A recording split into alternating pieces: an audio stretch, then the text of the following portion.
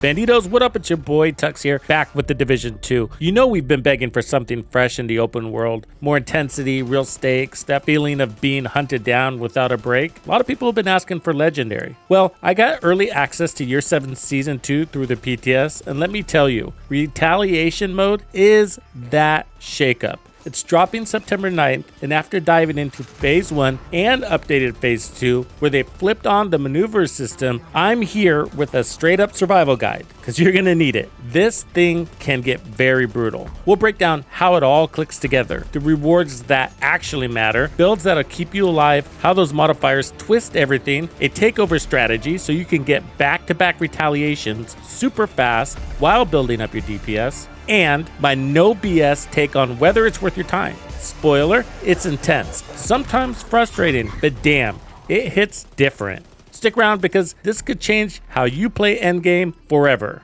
Lock and load, let's do this. Wait, did we just become best friends? So nice to meet you, I think you're cool. Piece of shit wristwatch. First off, Retaliation isn't some side gig. It's a permanent endgame mode baked into the open world across DC, New York, and even Brooklyn. It's territory wars on steroids, where factions like Hyenas, True Sons, Outcast Cleaners, or Rikers get pissed off and try to lock down entire zones. Real talk, is Retaliation worth it? Absolutely. It's intense. In my opinion, harder than master missions, closer to legendary, but extremely fluid and unpredictable. And that's what makes it really hard. Sometimes you dominate, chaining maneuvers and squads for a 15-minute clear. Others, it's flies on crap, with spawns overwhelming you, kill squads all over the place. It could get absolutely crazy. That timed urgency, no breaks, variables like random compositions, unusual fire teams. It's like being a rogue in the DZ with the entire server on your tail. I really want you guys to see all of the gameplay, but I don't want to make this video too long. So I am going to put a link to an additional gameplay video with minimal to no commentary where you could just watch this thing play out. Because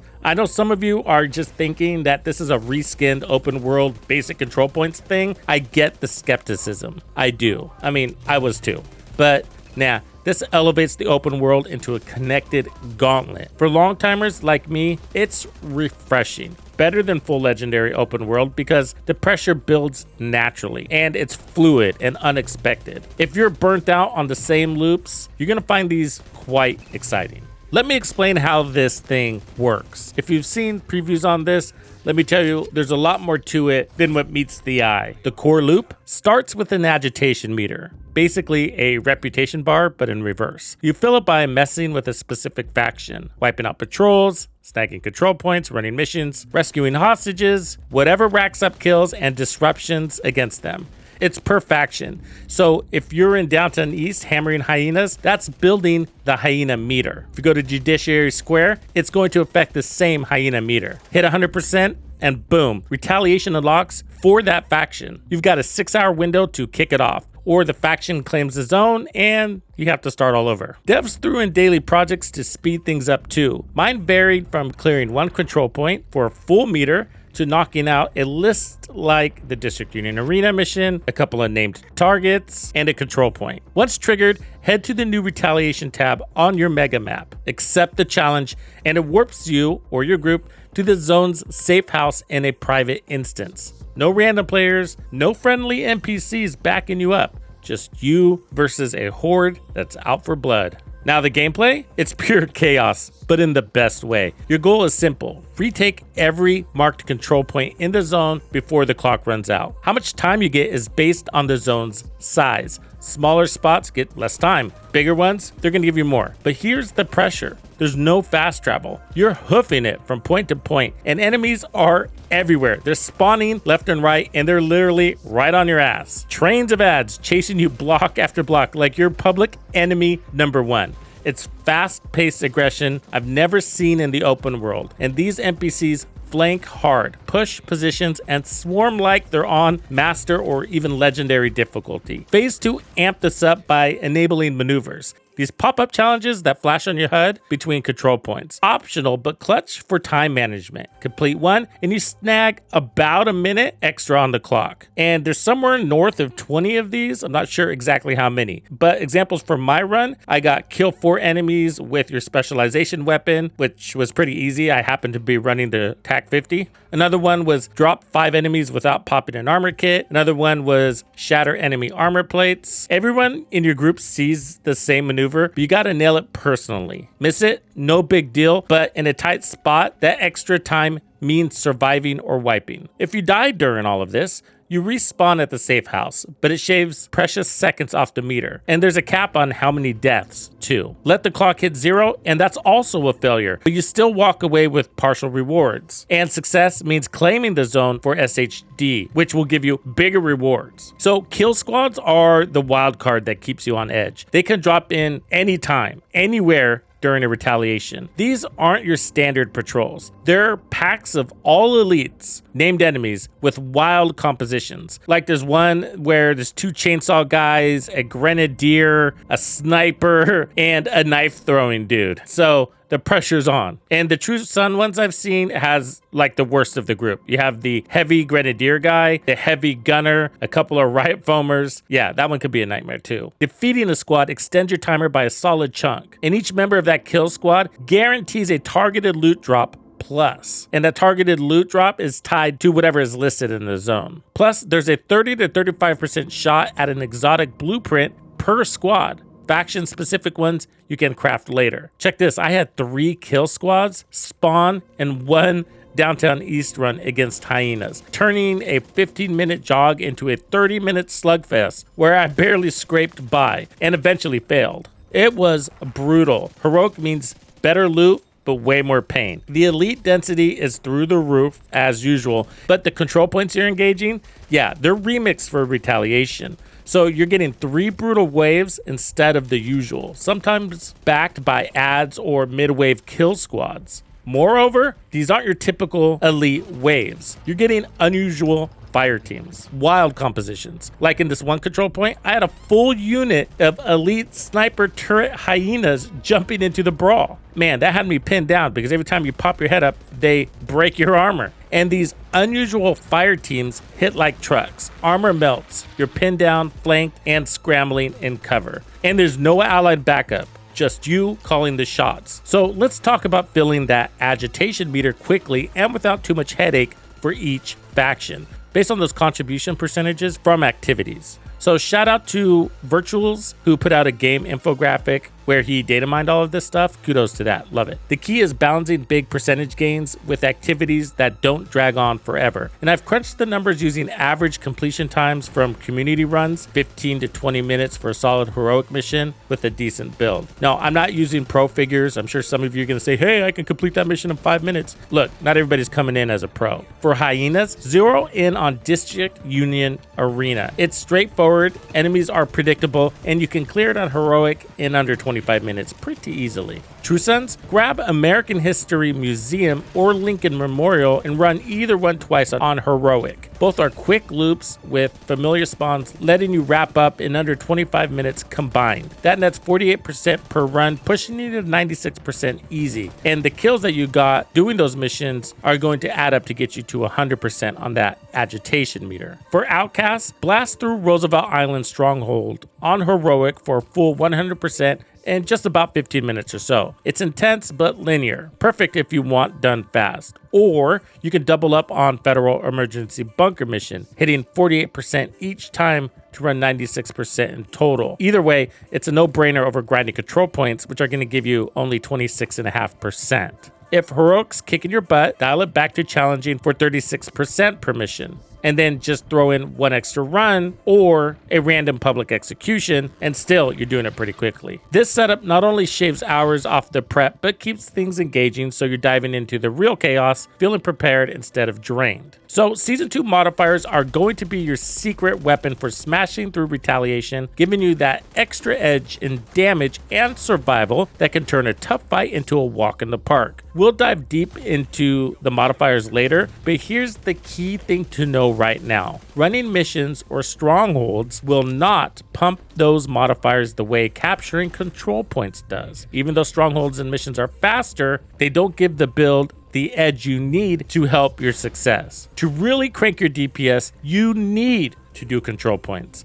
And that means taking every control point in a zone to claim it for SHD control. Stacking global buffs like up to 30% more weapon damage and 30% more rate of fire based on how many you hold. Once you've filled an agitation meter and unlocked a retaliation, you've got a full 6 hours to kick it off. So use that window wisely to conquer more zones first, building your power before the real chaos hits. As you push into new areas, you'll naturally stir up other factions' meters too, since level 4 heroic control points alone dump 26.5% into the pot. And all those extra kills, patrols, or random skirmishes during the action keep adding up, making progress feel organic and steady. One killer strategy to max this out is powering through activities across 3 key zones, 1 per major faction, then chaining back-to-back retaliations for at least 4 in a row, riding that modifier high to make clears 20 to 40% easier. Here's how it plays out practically. Start with the True Sons by knocking out 1 control point and 1 public execution in Federal Triangle, the easiest zone to flip in all of Washington, D.C. thanks to its compact layout and only a single control point. From there, fast travel straight to Castle Settlement and clear the choke control point in Southwest. Then hop to Space Admin HQ and take down No Hope Hotel. Boom, you've just owned that whole zone. Juice up your DPS with another layer of modifier buffs and unlock the True Sons Retaliation. Starting your 6-hour timer. Zip to the last stop safe house in Judiciary Square next, and handle the 2 control points along with the 2 public executions to lock down that spot. Push your DPS to new peaks and fire up the Hyena Retaliation. Finally, keep the momentum rolling by fast traveling to West End, where you grind through all 3 control points plus 1 public execution to seize the area. Amp your damage even higher and trigger the Outcast Retaliation. Now tackle each retaliation sequentially, swapping your passive modifiers to match the faction you're facing for optimal synergy. Once you've crushed all 3,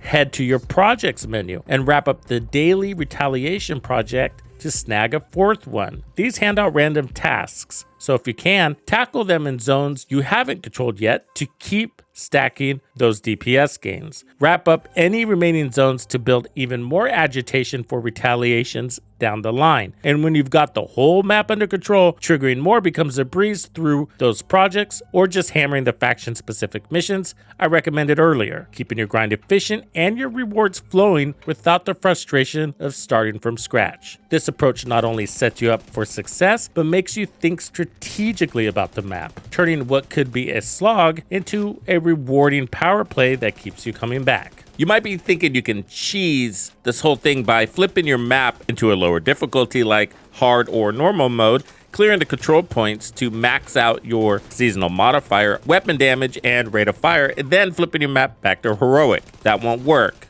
because when you've changed your difficulty, it resets your control points. Bummer, right? The other thing you need to know is that you have to complete your retaliations in the order in which you unlock them. So although you might have all 3 faction agitation meters complete, you're only going to see 1 timer activated in the retaliation menu. And that's going to be the faction you agitated to 100% first. So unfortunately, at this stage, you can't pick which retaliation you want to do first. So there's a nuance to this. So once you complete your first retaliation, the next retaliation doesn't automatically activate the timer. You have to sort of manually do that just by going and killing a few enemies of that faction. So if it's the True Sons, just go into a True Sun section, engage a couple of True Sun targets, and then moments later, you'll see the retaliation clock activate. Then you can engage them. Don't forget to change your passive modifiers to the one that matches the faction. Another tip and it's a little bit more advanced, requiring some planning. Once you earn your first retaliation, see what zone that retaliation is assigned to. If it happens to be a zone that you haven't cleared yet, then use that retaliation as a quick way to clear it instead of doing it outside of a retaliation to build up your modifier bonuses. You'll get the modifier bonuses when you complete it, and this will reduce redundancy and save you a ton of time. Look at it as a shortcut to earning modifier bonus. So these seasonal modifiers are straight up game changers for retaliation, tipping the scales in your favor even though there are hostile modifiers. Think of them as tools that reward smart play rather than punishing you outright. So if you're new to how the whole modifier system clicks together,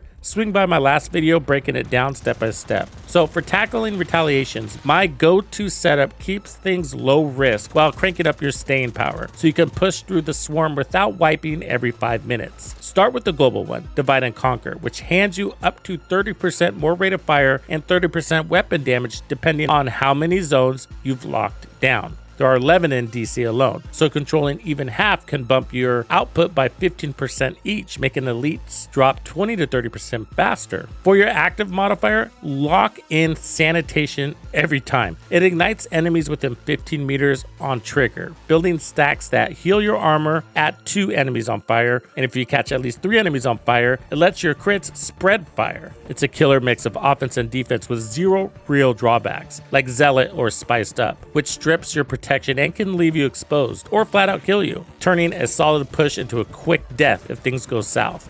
And trust me, they can, and they do. I tried Zealot and it got me killed. On passives, roll with Stepping Stone to refill your mag with hollow point rounds on assault kills for that sustained fire edge. And Keep Out to stagger rushers up close while giving you a 20% speed boost to dodge the horde. And then swap your third passive to counter the faction you're facing. Remember, you unlock and level these through the seasonal journey, so hit that hard right at launch to max them out quick. Builds wise, so you're looking for a really good mix because you're going to be hunkered down, but you are moving a lot. So I have a couple of core builds to get you started, and I'll explain why they're a good idea. And it's a Negotiator's Dilemma build using the Tinkerer Mask and just a little bit of armor. But when it comes to retaliation, it wasn't damage that's the problem. Yeah, you need to have enough of it, and this build will. You need a build with stamina, added utility, and survivability in order to get through this thing. And with stamina, we're talking about ammunition. It will become an issue, so we got Gunner. You need a larger armor pool, basically an infinite one, because you will run out of armor kits. We got 20% armor on kill. That's why I'm running Gunner and a Palisades chest piece. And then I'm running Obliterate because this is a crit build. And so the reason why this build works so well is because crowd management, because these guys are coming from many different directions, and sometimes you have to spend too much time focusing on your greatest threat, which then in turn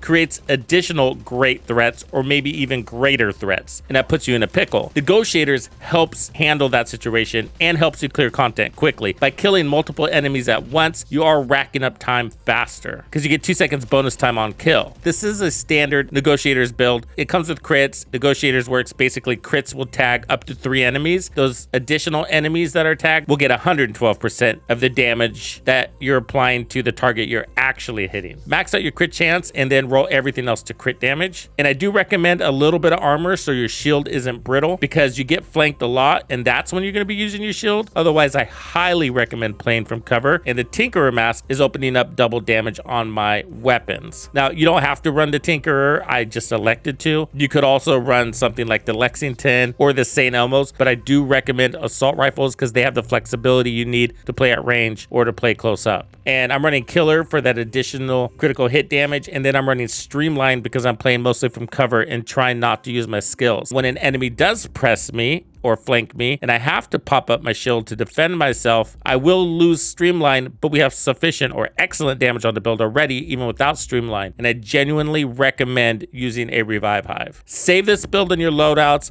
Put max expertise on what matters. Once I get the Tempest, which won't become available until the climax mission, I'm going to put that here. And that's why I've set it up this way, because if I use the St. Elmo's, then I won't be able to use the Tempest. And that's one of the reasons why I went for the Tinkerer Mask. And then I'm going to change this shield to the Bulwark shield once I get my Tempest. Now, I know some of you prefer striker builds. I'm going to be running the Memento with it. And the armor regen is going to hopefully help me save on armor kits, and same with the bonus armor. How I'm going to run it is primarily with the LUD. I will be playing from cover most of the time, so it's got perfect streamline. I will be using the same skill setup. I will also be using the same Elmos, but as a backup weapon. You could also use it as a primary, but what I'm going to do is build up its stacks, earn my special ammo, and then park it, and only whip it out when I absolutely need to, like maybe I'm seriously threatened. This might change when I get the Tempest, and I would prefer that with the Bulwark. Notice I do have a little bit of protection from elites on this build. Goes really nicely with bonus armor. Of course, these aren't the only builds that'll work, but these are the ones I suggest you start with.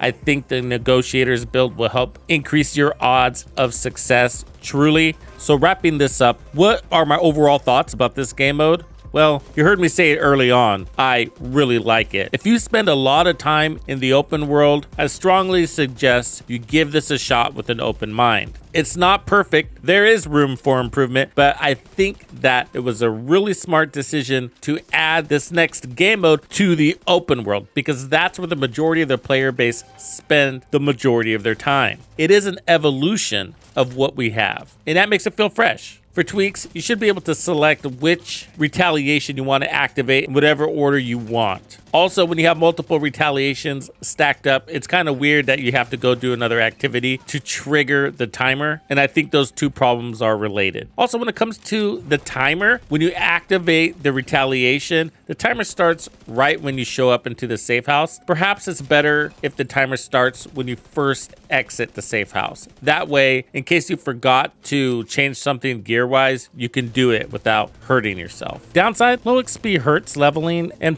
failing these things can sting, though partial rewards soften it. Rewards, well, it's sort of a mixed bag. You get faction-themed materials for crafting those blueprints, convertible to others via the crafting bench at the base, and if you complete a retaliation, you're going to get a named item and an exotic cache as well. That felt pretty good, and mats enough for a couple of crafts, even on a failed run. So it feels buffed from phase 1, though patch notes skipped mentioning any of this, but the thing that was most noticeable were the guaranteed drops coming from the kill squads. Those are going to absolutely be worth the grind. So when it comes to high quality gear, that's where this is going to feel the most rewarding. But if you're a longtime player, those exotic blueprints aren't going to be that great. They seem more like a collectible now. So yeah, kill squads are gold mines. Guaranteed targeted loot per member, blueprint chances stacking. I don't care to craft much for exotics, but for new players, this is a direct exotic farming without RNG hell. However, it's still going to be a grind. I'd push for more optimization mats, expertise boosters,